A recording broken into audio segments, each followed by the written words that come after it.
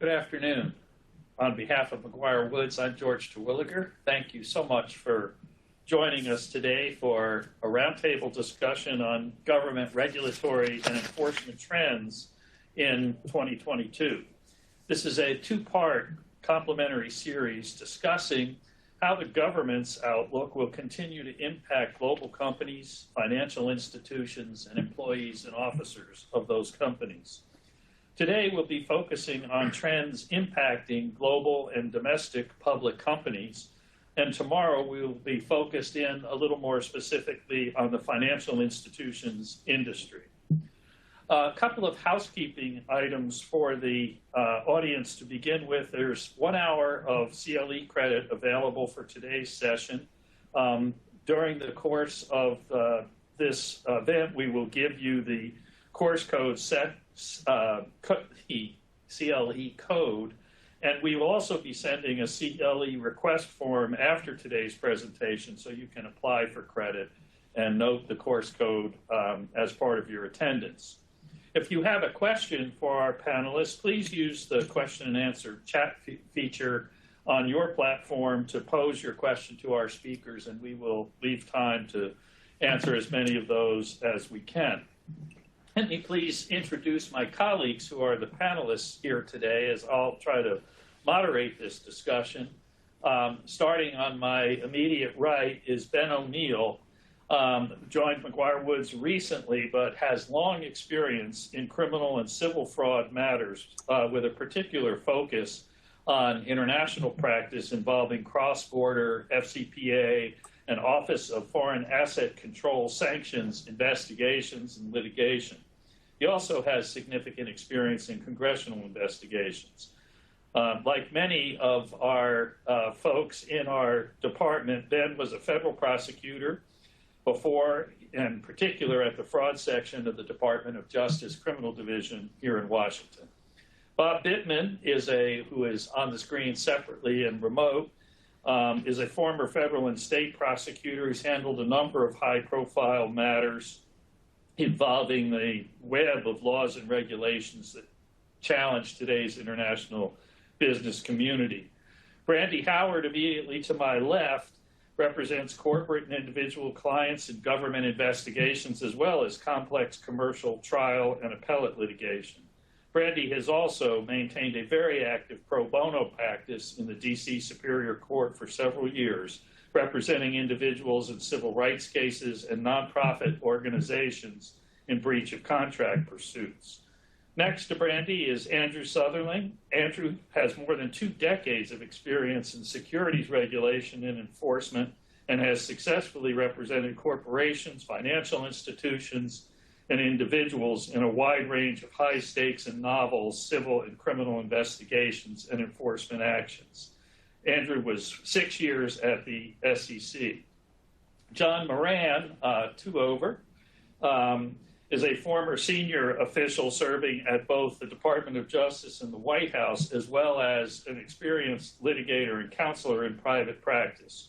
John draws on broad experience from both of those to advise and represent clients in government enforcement, congressional investigations, high-stakes civil disputes, and regulatory litigation. Louis Greenstein, all the way to my left, has represented financial services firms, corporations, their boards, officers, directors, and employees in investigations with the SEC, FINRA, DOJ, and state regulatory agencies for more than 15 years. Prior to entering private practice, Louis worked in the SEC Enforcement Division as well. I skipped over because they changed seats. Michael Podereski in the middle. Michael was a former federal prosecutor in the U.S. Department of Justice Civil Fraud Section. He has extensive experience with the False Claims Act, particularly in the healthcare and defense sectors, and represents clients confronting high-stakes government investigations and litigation arising from allegations of healthcare and procurement fraud. So with that introduction, we'd like to move substantively into the discussion. I will pose some questions to the panelists as we go along here. Hopefully they will interact and talk a little bit with each other. let me give you that code now, and we'll do it later as well. It's a very creative and easy to remember code. It's M as in McGuire, W as in Woods, FCPA as in Foreign Corrupt Practices Act 2022. MW FCPA 2022. So let me direct my first question, if I might, to Ben, Andrew, and Lewis jointly. Obviously, there's new leadership in the new administration at both DOJ and the SEC, and as so often happens, enforcement priorities as well as policies can change with new administrations. There has been a lot of discussion in the press attributed to officials in both of those agencies about an aggressive enforcement environment. Let's discuss what this means for our clients and their interactions with those agencies. So Ben and Andrew, can you discuss some of what you see as core components of each of the agency's enforcement agendas and priorities? Ben? Sure, I can start. I think really, to me, if you look at the core agenda, I think it's really laser focused and aggressively on corporate compliance culture. I think everybody rightly paid close attention to the Deputy Attorney General Lisa Monaco's remarks last October at the ABA, where she outlined what DOJ is likely to focus on. I think a lot of people paid particularly close attention to her statements about individual accountability and the Yates memo, because that has such a sort of long history in the department. But I actually think there's been very little change in that since 2015.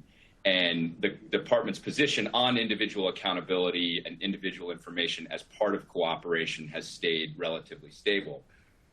What I found particularly noteworthy from her remarks were sort of the second 2 points that she made. The first is that DOJ will now consider, when assessing an appropriate penalty, the total of past conduct for any corporate defendant. So whether that's civil or whether that's criminal, whether it is another jurisdiction or really anything. And that really is a significant change. So, for example, you could have an entity that had resolved a False Claims Act case several years prior and then is being looked at by DOJ with respect to an FCPA issue, and that False Claims Act settlement would be considered relevant conduct for the purposes of the FCPA violation and DOJ's view that the company might be a recidivist. So that actually is likely to have some teeth, and I think we've already seen it borne out, and I can talk more about that later. The other point that I think she really focused on is that DOJ appears to be almost reflexively imposing monitors. It used to be the case that you would put a monitor in place in an exceptional circumstance. I think really and I think she was pretty explicit about signaling it, they're planning to do that with respect to most corporate resolutions. So that is another significant change, I think, for corporate defendants. And look, these are significant statements, but I really do think that there's some bite behind the bark, because I've already seen on the ground a couple of instances of having a resolution agreed to, a framework and principle, and being told by the line people, the line prosecutors, that we really had to go back to the drawing board because there was a view in the front office that the corporate compliance department, the corporate compliance function, just wasn't strong enough. And that really is unprecedented. I have not seen anything like that in my almost 20 years of doing this. So Andrew, I'm sure you can talk about the SEC. Yeah, sure. Happy to jump in and talk a little bit about the SEC. I think George hit the nail right on the head at the outset with the change in administration and a changing of the guard at both the SEC and DOJ in terms of an enforcement perspective. You do have to kind of think through what that enforcement environment is going to look like. For me and for us, I think, and for our public company clients, we try to parse out sort of what's really meaningful and what they can and should be looking to in terms of the enforcement program down the road. And I think just touching quickly on a point you made, this focus on internal controls and compliance, I think, is a really big theme. But in any case, the SEC has a new enforcement director, Gurbir Grewal, and he really set the tone right out of the box by saying that his agenda, his enforcement agenda, is really to restore the public trust, the decline of which he attributed to repeated lapses by big companies, individuals calling out gatekeepers and other market participants. And with that sort of overarching theme, there I think are several core areas that companies should be watchful of, particularly in connection with the enforcement priorities. And the way I look at these, I encourage you to look at these, is sort of bucket them out into sort of two categories. One is sort of substantive enforcement issues, and two are process-oriented enforcement issues, both of which can impact public companies. So let me just start for a second on some of the substantive issues. I'll transition into a little bit on the process issues, and then circle back onto the theme of gatekeepers, which I know Lewis also wants to talk a little bit about. So substantive enforcement issues, corporate counsel, okay? The SEC will be looking at corporate counsel as gatekeepers, particularly in the area of investor disclosures, and also this theme of corporate responsibility. That is ensuring that companies, that the tone at the top of these companies ensure that they have sufficient internal controls and processes to ensure compliance with federal rules and regs. So this notion of corporate responsibility and culture, I think, is very important for this commission. For example, maybe two examples: ensuring that adequate disclosures and a process around those disclosures are made and are in place with respect to material events. Are investors getting the right kinds of information? Also, are there processes and procedures in place to control against the misuse of non-public information in the context of insider trading? Again, that's a corporate culture type thing, corporate responsibility issue. We've seen enforcement cases in each of these areas. Maybe we'll have some time to talk about those later. Director Grewal also is looking towards more robust remedies and sort of going back to the days in prior commissions where companies in settling enforcement actions would be required to admit to wrongdoing as opposed to settling those actions on a no admit, no deny basis. That's a big deal. Also, the aggressive use of officer and director bars, important for public companies' employees. So if you find yourself on the wrong end of an enforcement action, even though you might not be an officer or director, Grewal is signaling that you could be later barred from serving on as an officer or a director of a public company. I think we can expect to see higher penalties, and again, the stark focus on individuals. Those are a couple of the substantive areas I think the Commission's focused on. Let me just shift for a minute or two on process, and then I want to circle back on gatekeepers. The other thing that jumped out at me, and maybe you guys as well, from a process standpoint, Director Grewal talked about urgent enforcement, bringing cases more quickly and faster.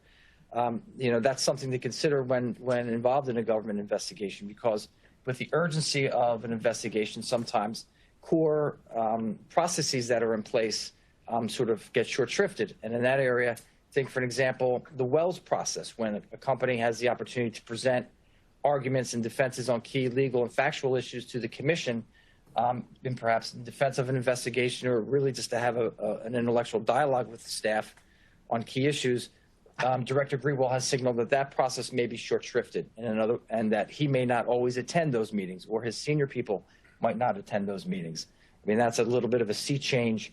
Not having access to higher levels of an enforcement agency to make these arguments and defenses, I think, is something that's very impactful in an investigation.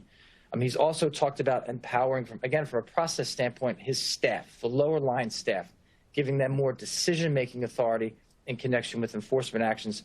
For example, whether or not to afford cooperation credit to a company that's actively cooperating in investigation. Again, that's an important decision-making that he's point that he's delegating to his line staff, as opposed to having that decision being made at the at a higher level. So again, process and substantive issues, I think, are certainly new in this new environment.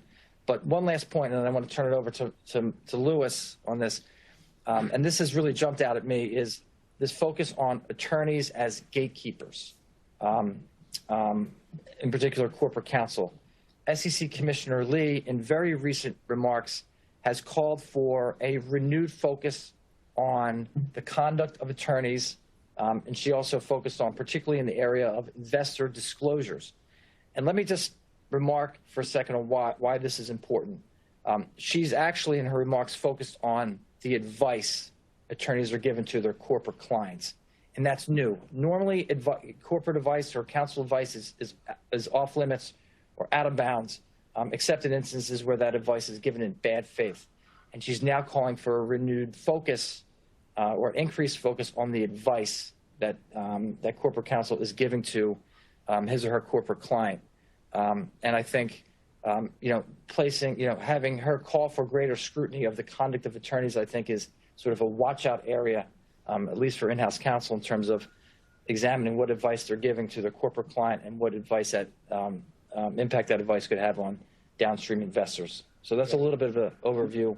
Louis, seats you for Andrew, I think that's exactly right. I mean, you spoke about this perception of a breakdown in the confidence in the marketplace and whether or not there's a level playing field.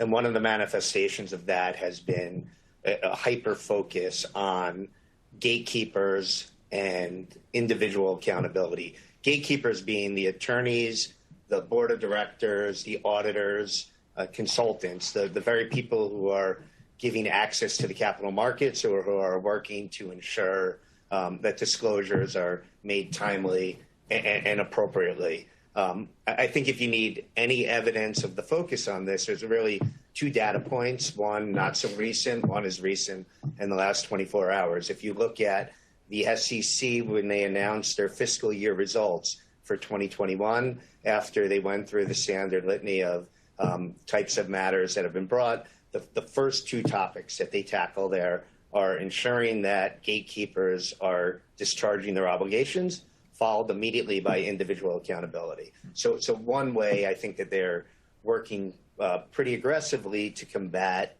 the perception that there's misconduct in the marketplace that's not being addressed is to go after the access, basically people who are providing access to the markets. And over time, that's proven as a more effective way of enforcing the securities laws as opposed to going after every single bad actor. If you nip it in the bud at the problems at where the access to the market's occurring, the theory would go that it's going to cascade down and you're going to have better enforcement.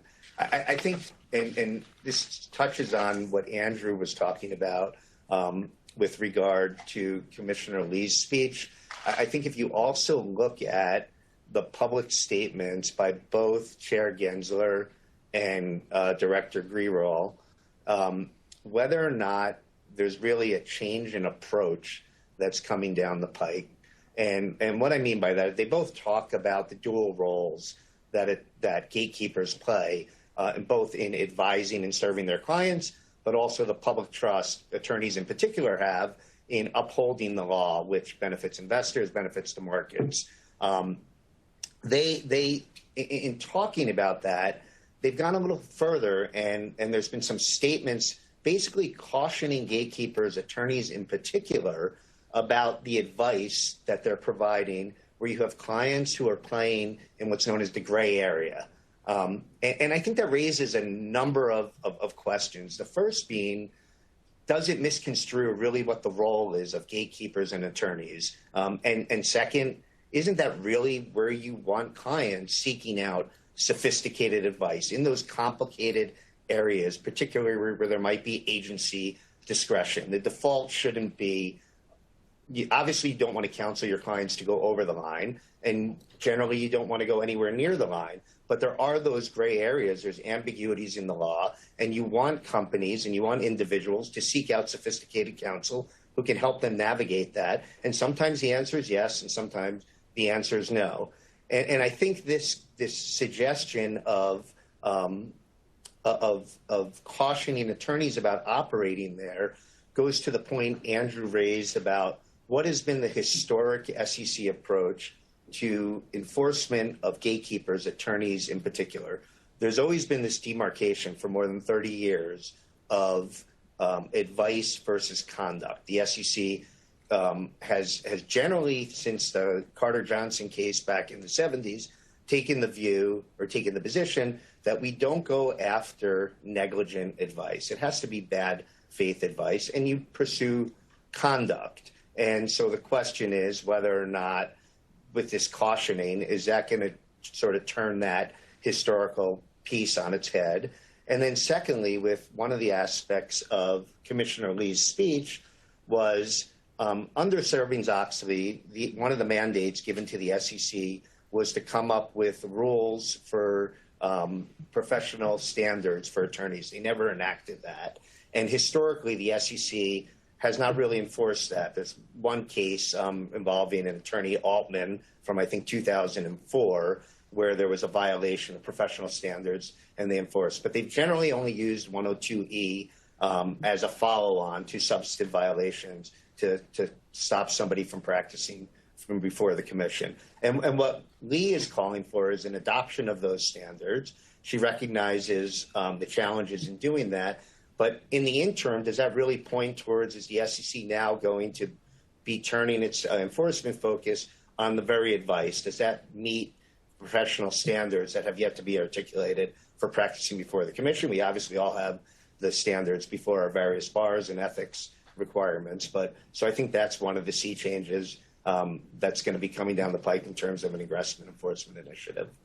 Thank you, Louis. And team, before we leave the SEC, something that Andrew said brings to mind both a case and an experience and a question. You mentioned the concept of urgent enforcement. I think over the years I've seen many clients that would have welcomed urgent enforcement because so often the pendency of an investigation and what it does to a company is far worse than the ultimate result of it. And I recall one instance in particular where a case started out as a joint DOJ-SEC enforcement matter. DOJ dropped out after 15 months or so. The SEC carried on for quite a while after and then got some overseas Western European prosecutors involved and MLAT requests and so forth, and it took 5 years to get a no-action letter. In a situation like that today, do you think this concept of urgent enforcement and the notion of what just the pendency of an investigation over time like that can do to a company is something that you can work with to speed up getting a result? So yes. So urgent enforcement can really, I think, fall into, or you can look at it a couple ways. If you are short shrifting key processes with the view towards just bringing a case, I think that's not really effective enforcement. But to your point, George, I think moving with a greater sense of pace or efficiency internally at the SEC to bring these matters to a close more quickly is maybe we'll call it, a good sense of urgency. And I think there are ways to work to achieve that when defending a corporation. For example, you can hustle on your end and do an internal investigation and then think about whether to share that investigation with the government. You can do some of the investigative work for them that way. That can shorten the time frame. You can engage early and often in dialogue on key issues or key legal nuances that you think might be forthcoming in a way to get to those issues sooner rather than later. That could also move to expedite the timing of the case. So I think if the staff is willing to work within that framework in terms of working with the corporations to get to the end game maybe more quickly, I think that's a good sense of urgency. I think, but if they're going to do it in a way that short shrifts important parts of the enforcement process, in particular affording corporations the right forums and ability to make arguments, then I think that's not the kind of urgency we want to work with. And I would add just one thing to that point, George, to Andrew's point in responding to that. Well, one of the other ways also that the staff, as part of this urgency, has been amenable to trying to move things along in the appropriate cases to bifurcate settlements, particularly we have the company where they might be able to reach a resolution with the company and then proceed later. And so in the appropriate matter, it's worth pursuing that. Great point. Great point. Let's turn, going back to something that Ben mentioned at the outset, let's turn to the issue of cooperation. Obviously, both enforcement agencies and enforcement agencies in general put a premium on cooperation, particularly from businesses. Let's talk about the merits of cooperation and the risks of cooperation. Turning first just to corporate entities or business entities, should we always be recommending that our clients cooperate with a government investigation? Or are there instances where some resistance is appropriate under the circumstances? And what are the pitfalls of cooperation as the government expects it to be these days, particularly in regards to privilege? You all were just talking about gatekeeper cases and cases in the gray zone, and in terms of expediting a result, anytime there are privilege issues in a case, that's going to extend the time it takes to sort through those issues and get to a conclusion in an investigation. Obviously, a lot depends on what a client wants to do. Do they want to speed it up? Do they want to slow it down? How is it affecting their business in general? So, Ben, if I can go back to you in terms of the government's expectations, and what are the sort of parameters of good advice that you can give clients in a general sense about cooperation? Yeah, I mean, it has become so much more of a nuanced discussion really in the last, I would say, like 12 to 18 months. I think there was a time when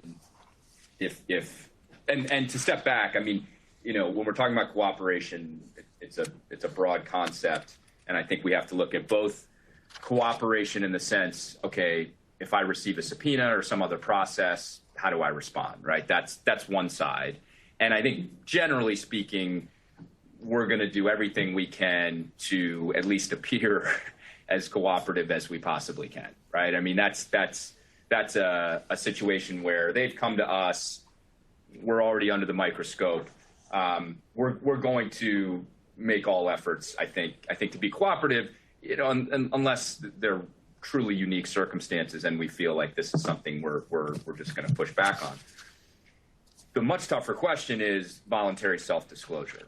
And I think where, there used to be a view that, look, if you identify something, you investigate it, it makes sense to disclose because the benefits you will get as a result of that disclosure and attendant cooperation are really significant, right? And that was what the department was incentivizing. We want people to self-disclose, so we're going to give them the benefit of that.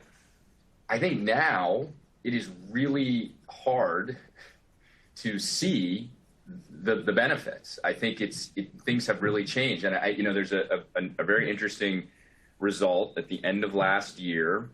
It wasn't traditional voluntary self-disclosure, but it involved disclosure within the NatWest case. So NatWest was under an NPA for conduct that had been entered into in 2017. It identified an issue. It had an obligation to bring that issue to DOJ's attention because of the NPA, but it did. And then the result of bringing it to DOJ's attention was that the company had to plead guilty and got a monitor and paid a $35 million fine.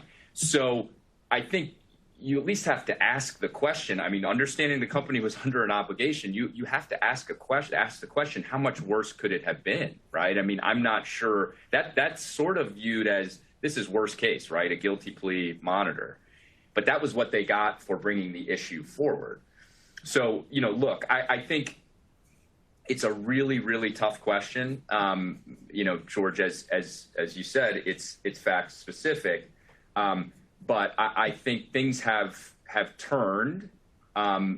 It's very intentional at the department that they want to sort of have that be the case. And then I think to the point I made earlier, if you look at that NatWest plea agreement, the things they are citing as past conduct is a no admit, no deny CFTC case. There's a case out of the UK. There are 2 other civil resolutions, and they are stacking these things up and saying this is a repeat offender. And that was in the press release. That was in DOJ's press release. This is a repeat offender, and we will not, the DOJ won't countenance this. So very tough call. I don't know that that's an answer that's satisfying, other than to say I think that the reflexive move to make a disclosure, I think, has changed a lot, and I think it really requires deep thinking about, all right, are we going to get benefit from this such that it makes sense to bring it forward? Ben, let me throw one more factor in there, and then hear from you as well as Andrew and Lewis on this issue, particularly from the SEC perspective. But you mentioned in the opening part of your remarks that under Deputy AG Monaco's formulation of what corporate conduct will be considered relevant in assessing what is the appropriate outcome in a case, that they will take into account all prior incidents.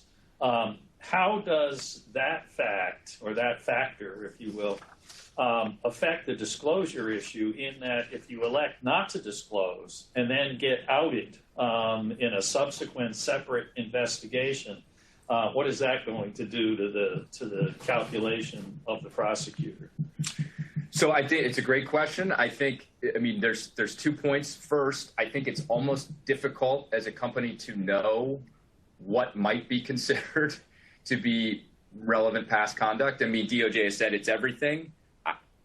So I guess you have to assume that it's everything. I think that could sweep in a lot of stuff that has really nothing to do with the issue at hand. And, a lot of times we're talking about huge entities that have, operations in a ton of different spaces and that are regulated by a ton of different players. So I think that's, that's sort of the first, that's the threshold, but I also think it's just, it's a question of how much benefit do we think we're going to get, right? If I'm sitting there and I'm seeing, okay, I'm taking a risk by not disclosing, but I know that if I disclose, I'm looking at a guilty plea and a monitor, it's hard, I think, to sort of, for the switch to be flipped all the way toward disclosure. So I think, it's a very tough environment, and I think,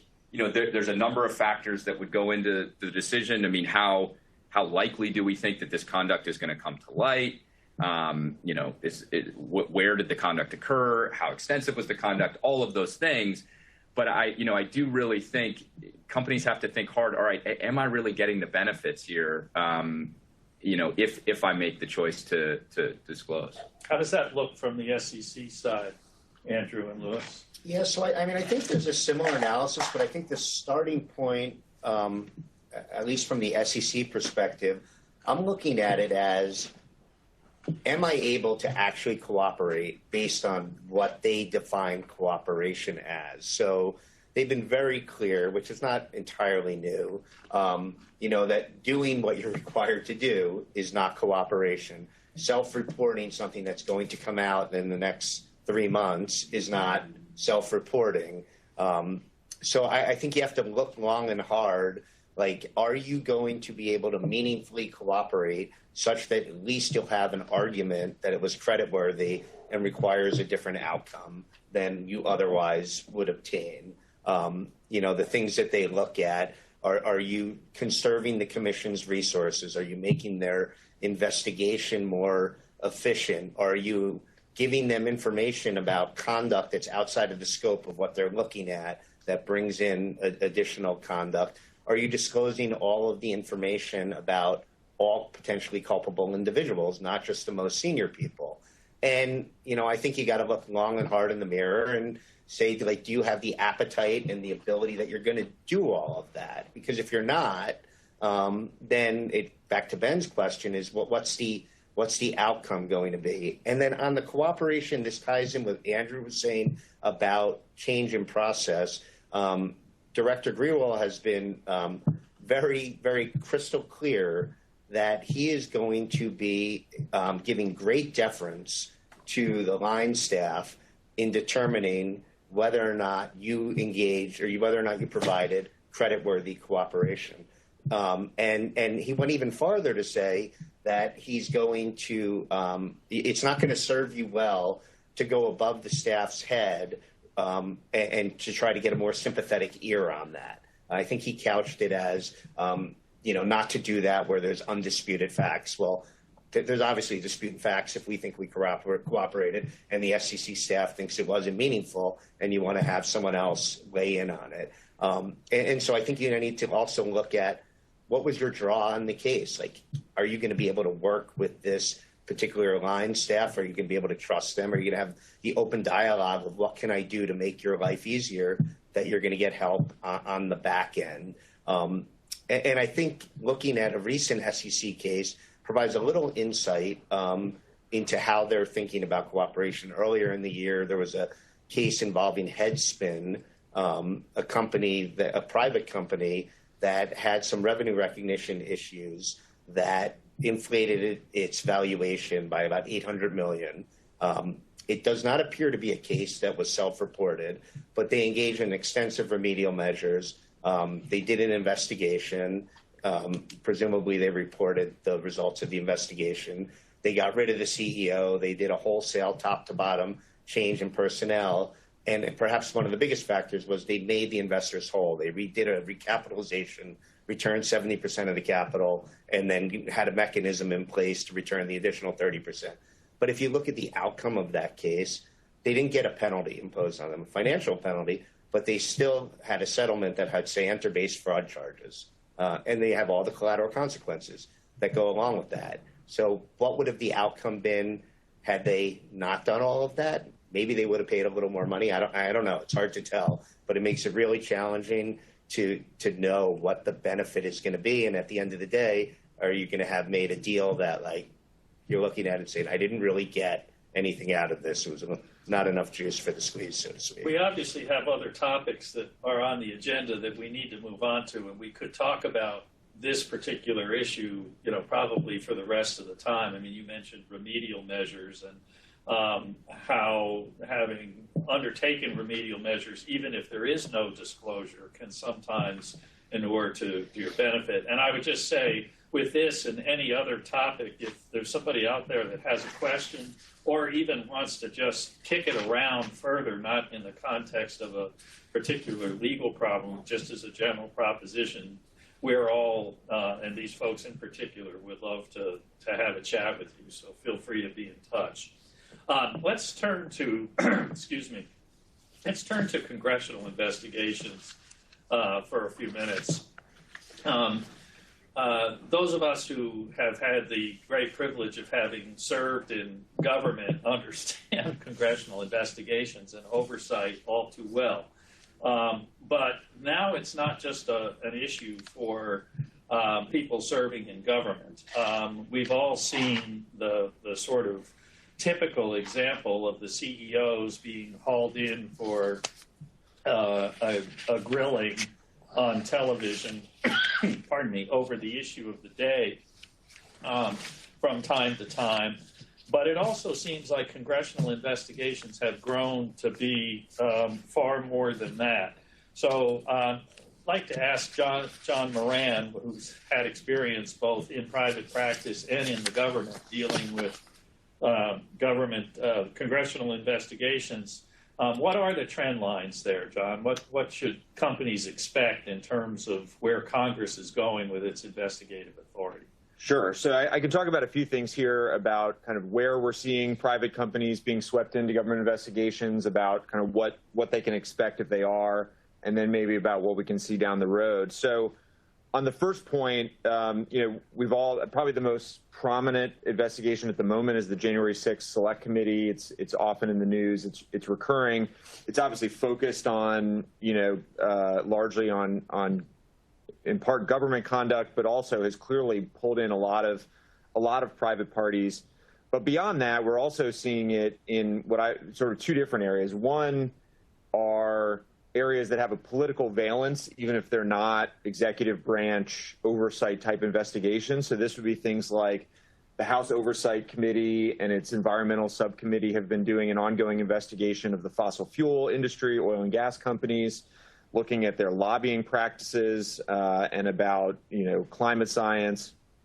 Interestingly, there was a hearing of public directors that was scheduled to happen right around now that was sort of quietly pulled down after the Russia-Ukraine situation made domestic energy production a little bit of a different political animal. We've, of course, seen a number of big tech hearings over the last couple of years as well. So those I would put in the bucket of private targets, but politically, relevant. And then there's another category, which is a little bit less of a left-right politics, and a lot of it falls into kind of the waste, fraud, or abuse category, whether it's government contractors or people in the healthcare industry who receive money from CMS or other public sources. And those in some ways are the trickiest to navigate because you don't have the obvious playbook of knowing, what politics dictates about the outcome. There are, a lot of members on both sides who care a lot about protecting the public fisc and are willing to pursue investigations that will survive a change in party control. And then in terms of what to expect, a lot of it isn't radically different from what you see in a DOJ or an SEC investigation, with the exception you mentioned, George, of a public hearing with cameras, and you don't usually get that in a DOJ or SEC investigation. But a lot of the day-to-day of congressional investigations is very similar. Usually they're going to start with documents, then they're going to move on to interviewing witnesses and taking testimony, and then they can decide from there whether they're going to write a report, they're going to write referral letters to DOJ or the SEC or others, or whether they're going to move on and do a hearing, something like that. And then, of course, you have a range of tools from voluntary. They often reach out initially, ask for people to appear and produce documents voluntarily, but of course can issue subpoenas if they need to. And one thing we've seen highlighted in recent years is that the enforcement of those is more difficult for Congress than it is for DOJ or the SEC, because they actually require to advance through the committee to a full floor vote of the chamber, and then they rely on a criminal referral to the Department of Justice to actually enforce those subpoenas. That said, there's a lot of pain they can inflict in the meantime with public pressure, and obviously the threat of a criminal prosecution is really substantial. So then last thing to talk about, looking down the road, I think there are two really interesting things on congressional investigations to look out for. The first is, the possibility of a change in party control after the midterm elections. If Republicans take either or both houses, that'll take effect January 3rd, 2023. And I think, you would see a couple things in any of those scenarios. One, an end to the current investigations. I think, January 6th is certainly an example, but similarly with environmental issues and others, that the current priorities of the Democratic committee leadership would likely end. Less so with the waste, fraud, and abuse category. That's one that sort of tends to stick around, and those investigations tend to just be handed off to the new majority staff. The second would be a new set of priorities where you'd see investigations starting. So one, Republican whip Steve Scalise has suggested, for example, that companies who have reacted to social pressure, so like Major League Baseball pulling out of Georgia for sort of politically charged reasons, would be an area that he'd want to focus and take a look at. So you'd see a string of new priorities. And then the other kind of interesting question to see is what happens with the tactics. So one of the things we've seen, particularly with the January 6th Select Committee, is an escalation of what congressional investigators are willing to do to get information. And the most striking example to me is phone and bank records. And if you think back 5 years ago when Member Schiff was leading HPSC's investigation into allegations of Russian interference, according to a public Congressional Research Service report, that was only the second time in known memory that DOJ had subpoenaed telephone records for American citizens. And when they did it, they put safeguards in place to make sure it was narrow and limited and would only be used for limited purposes. Today, the Select Committee is doing that, multiple times a day, almost as a matter of routine, with witnesses who are expected to come before the Select Committee. Similarly, with bank records, so it'll be a question to see whether those tactics continue and become more of a hallmark of congressional investigations.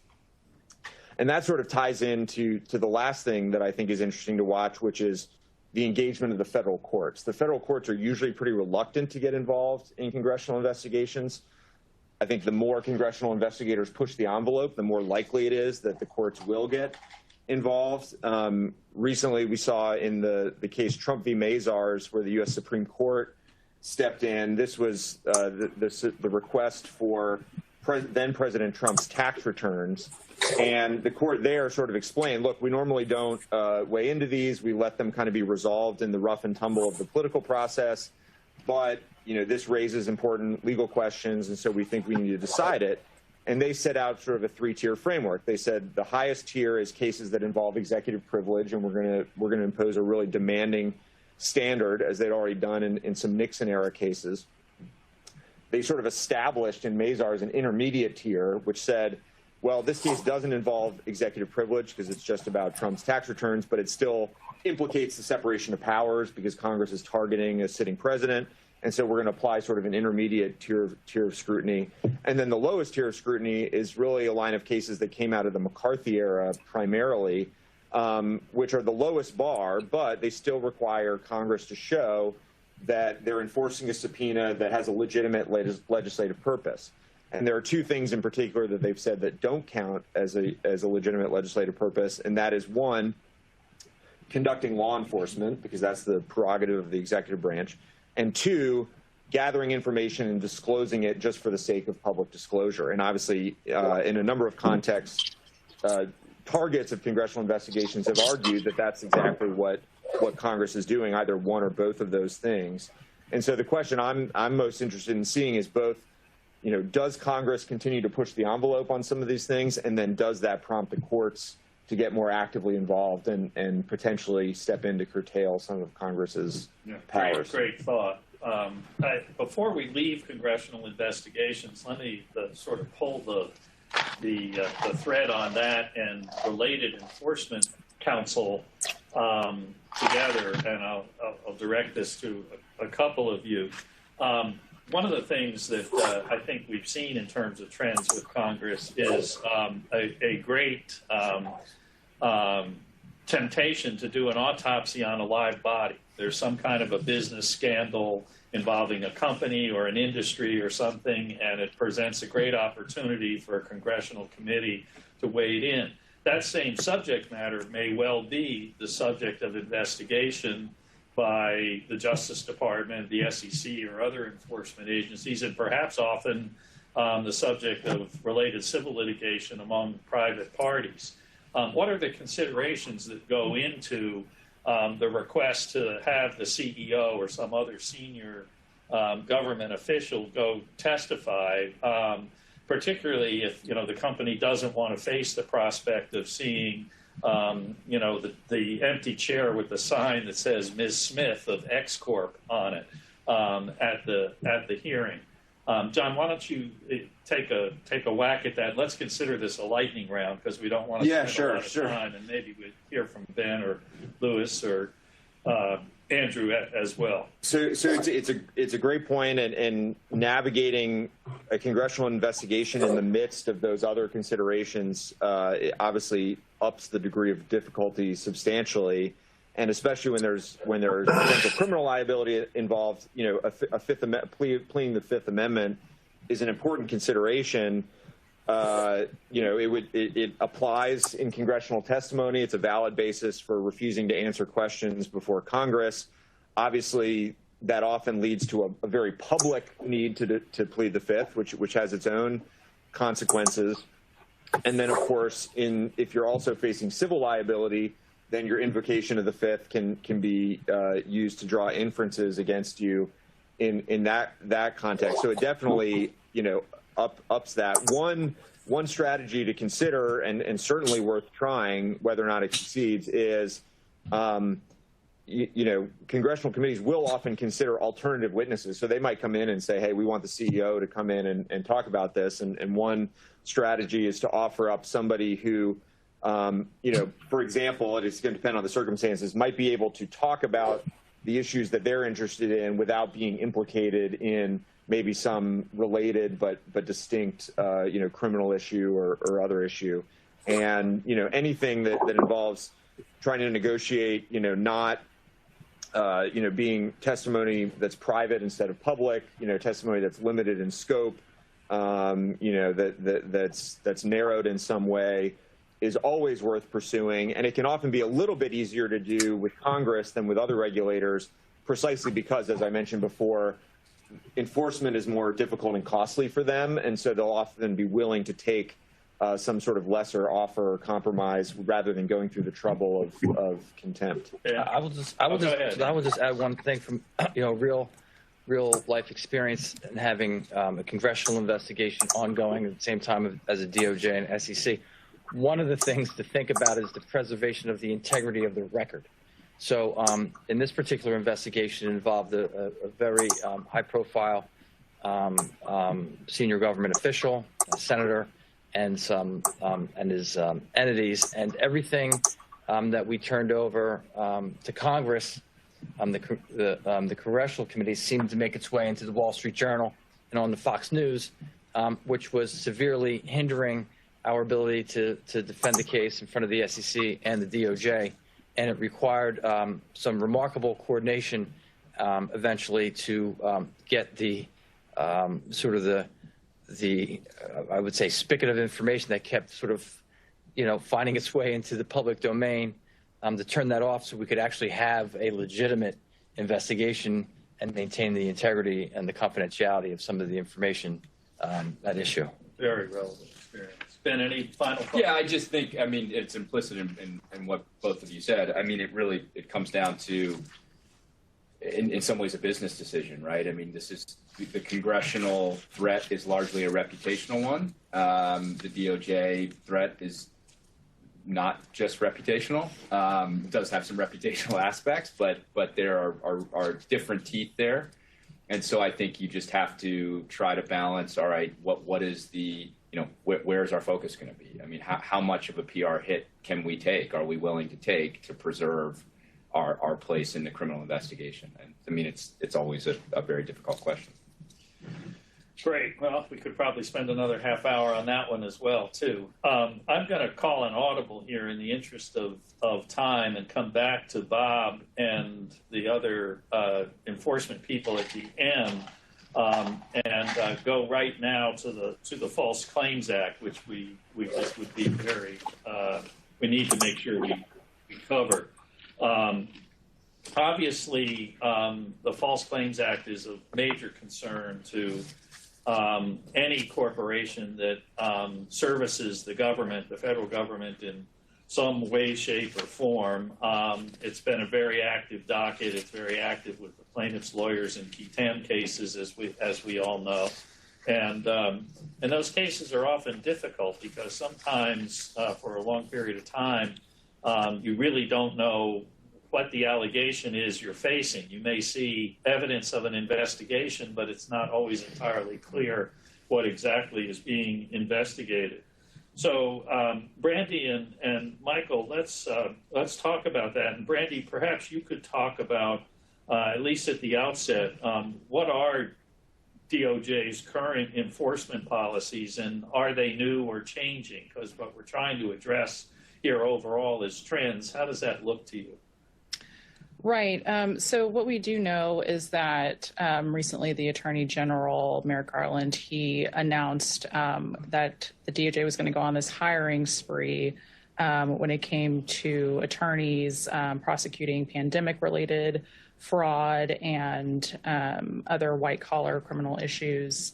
And we also know that the FBI is, asking for more in the budget for its agents to investigate white-collar crime as well. And the AG also mentioned that the DOJ was going to have a more robust, big data capabilities to look at payment history and determine whether there are any clues of fraud in that. And so that sounds a little bit False Claims Act related there, but we're not quite sure yet, I think, how that's going to translate exactly to the FCA space, because the civil division doesn't yet have a political appointee as the head of the division yet. And so I think they're in a little bit of a holdover kind of place, and we're not quite sure yet whether some of those policies that have been announced recently on the criminal side are going to translate over to the civil fraud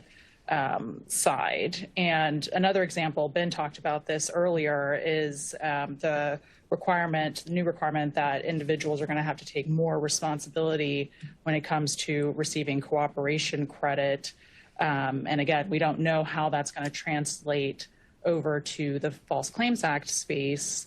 And Ben also mentioned how the Deputy Attorney General, recently talked about how corporate monitors that's not the exception. That's, the rule now. She told prosecutors, hey, you can go out and use that as often as you like, kind of a thing.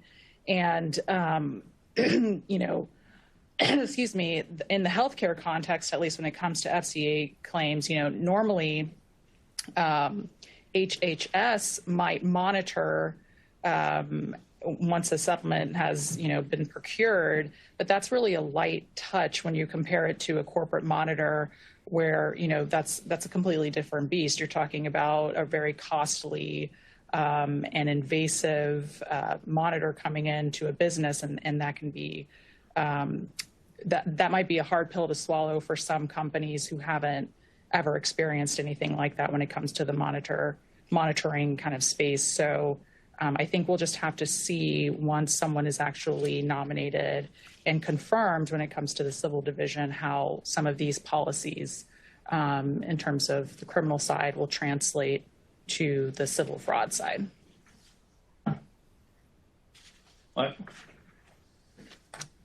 What do you see as the trend line in False Claims Act cases, particularly where government contracting is the focus? Sure. So through a series of speeches and the department's annual press release, which summarizes the FCA recovery statistics for the fiscal year, one can glean certain areas, enforcement priority areas that are mentioned over and over again. And I've got 4 listed here.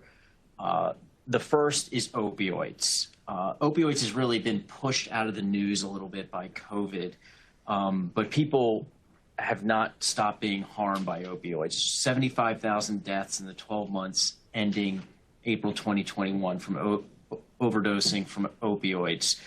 That's 40% higher than the prior 12-month period. So opioids is not just there, it's getting worse. And the department is focused like a laser beam on it. And this past year, the total recovery was $5.6 billion in False Claims Act settlements and judgments. Second highest on record. The record was $5.7 billion. $3 billion of that was one settlement with a large opioid manufacturer and its key executives. So it really shows the commitment, the number of active cases out there against every entity in the distribution chain, from manufacturers, distributors, pharmacies, pharmacists, and physicians. They're all on the radar screen. Another important area, again, more healthcare focused, is Medicare Part C, or what are referred to as Medicare Advantage plans. So traditionally, Medicare beneficiaries were entitled to what are called Medicare Parts A and B, and then as of about 15 years ago, Medicare Part D, which pays for pharmacy services. Those are traditional fee-for-services Medicare. More and more seniors are switching over to more of an HMO plan that encompasses your Part A hospital services, your Part B physician services, and your Part D prescription services. And then often they will throw in as an incentive dental and vision. Sometimes you see a commercial where they're offering free meals, free rides, healthcare club memberships. There's a lot of incentives in place to try and recruit Medicare beneficiaries into the Part C world. And those incentives have worked. The percentage of beneficiaries choosing Medicare Part C has doubled in the last 10 years, is now at 40%, and 46% of Medicare spending is in the Part C world. That's $350 billion.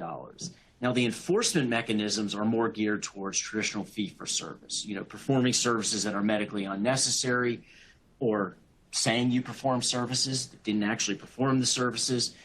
Medicare Part C involves a capitated payment, meaning the government pays a flat rate to the insurance company to cover someone, and the hope is that that'll help drive down costs.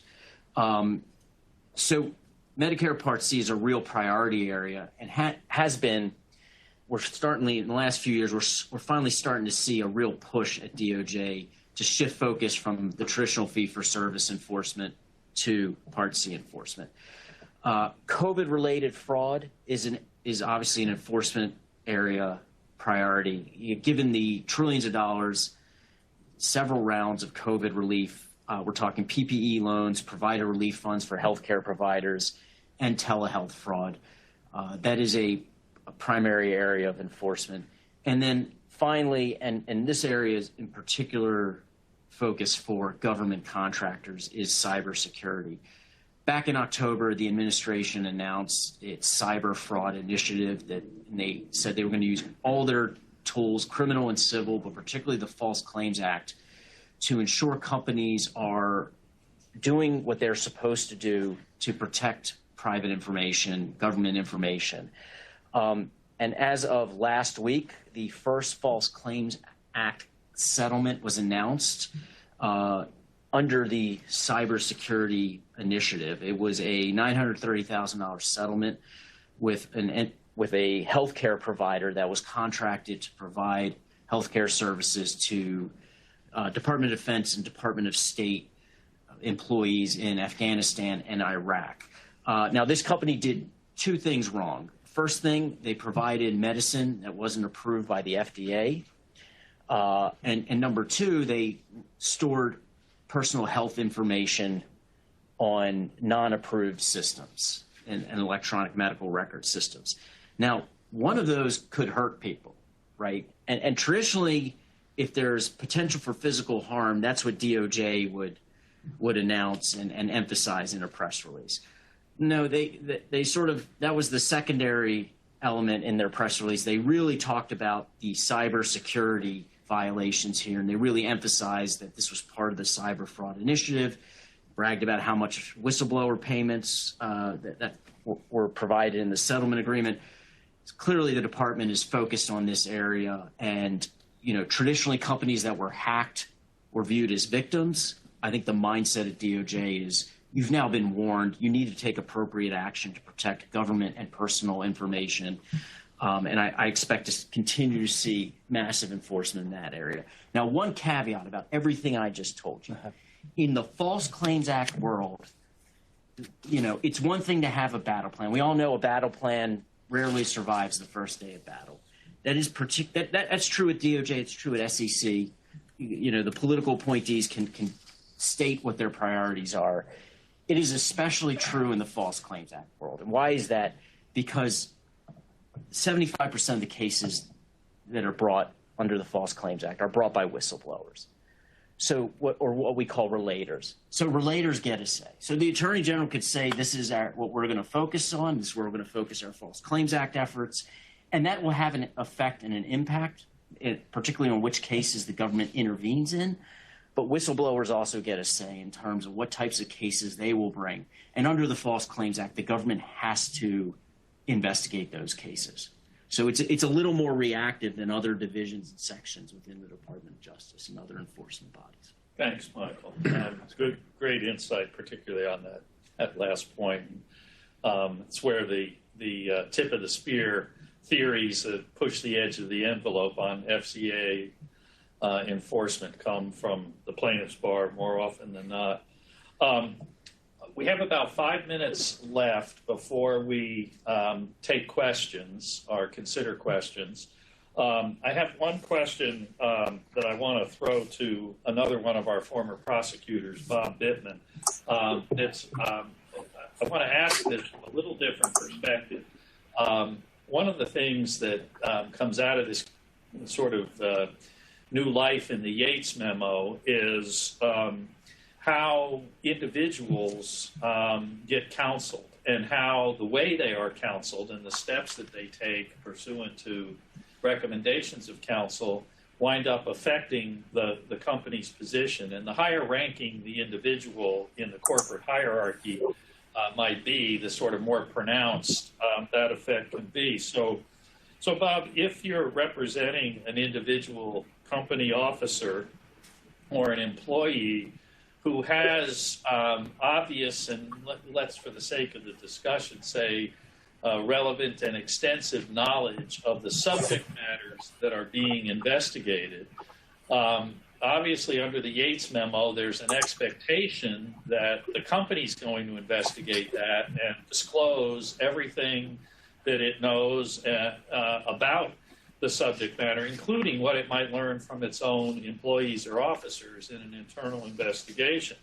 But if you're representing one of those individuals with that kind of knowledge, are you telling them to cooperate with the company's internal investigation, say nothing, or perhaps go directly to the authorities and try to deal with them on the front end?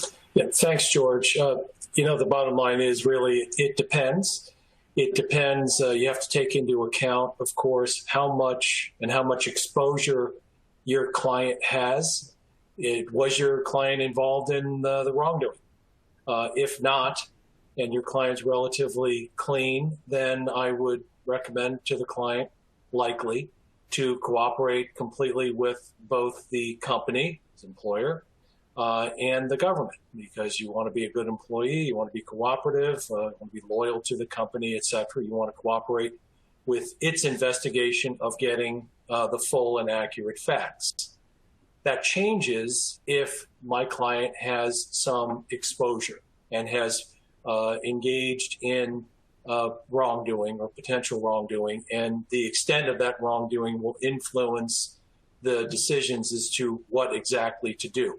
I, of course, would be representing an individual, and my duty of loyalty, the ethical responsibilities is to do best by my client. So we have to look at what would be best for his or her legal exposure.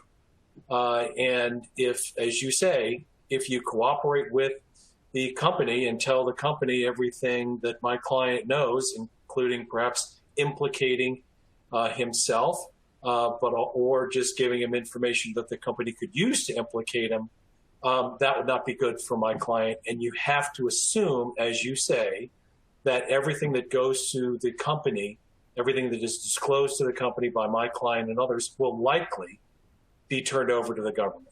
And so if we cooperate with the company, we're basically incriminating ourselves, and we would not want to do that. So that's probably where we would end up, and that is we would probably, if my client has real exposure, criminal exposure, perhaps civil exposure to, probably not going to cooperate with the company and probably either fight it or try to work out some sort of a deal with the government.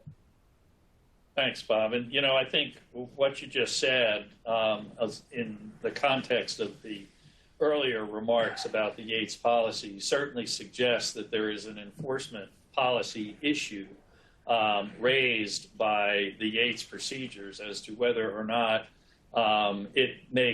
that policy makes doing internal investigations and companies cooperating with the government more or less difficult.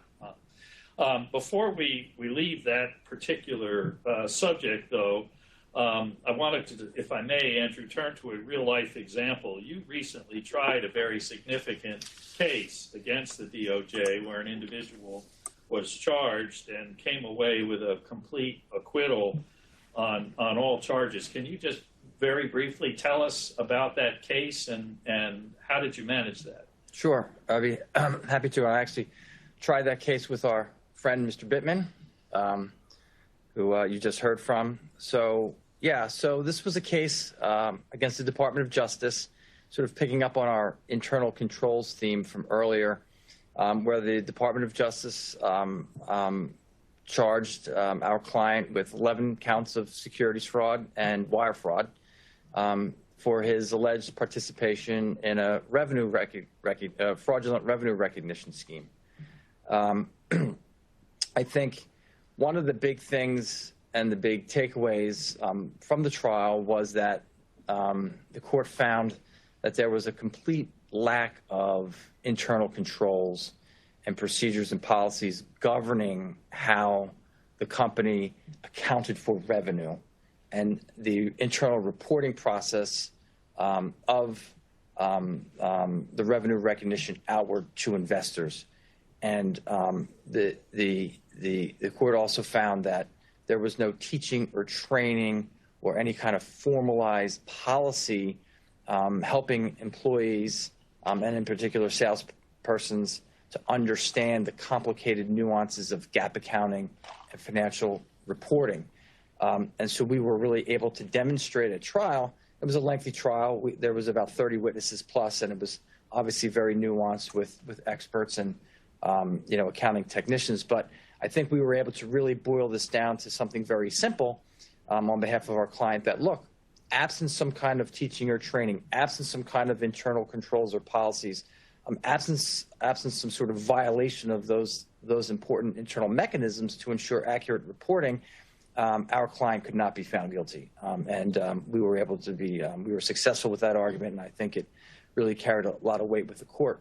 I would also point out that in my view, and I worked extensively with the Department of Justice on this and now also with the SEC, is that the whole trial probably could have been avoided if the tone at the top of the company, if the company's corporate culture, if the company's corporate responsibilities had made sure that those internal control mechanisms were in place. Because had that happened, I think that this case would not have been brought. Thank you. Looks like we have a couple of minutes left. I think you can, again, see the code, which we wanted to give to you at the end. If there are some questions, we can try to take a look at that and see if we can get any answers.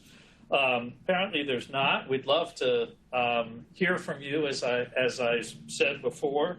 I hope you very much that you can join us tomorrow, where we will focus more on some of the same issues, but more in the context of the financial institutions industry in general. Does anybody have any closing remarks or statements they want to make just on anything that's come up? Otherwise, we can thank you very much for staying with us, and we enjoyed being with you. Thank you, George, for moderating for us. Thanks, George.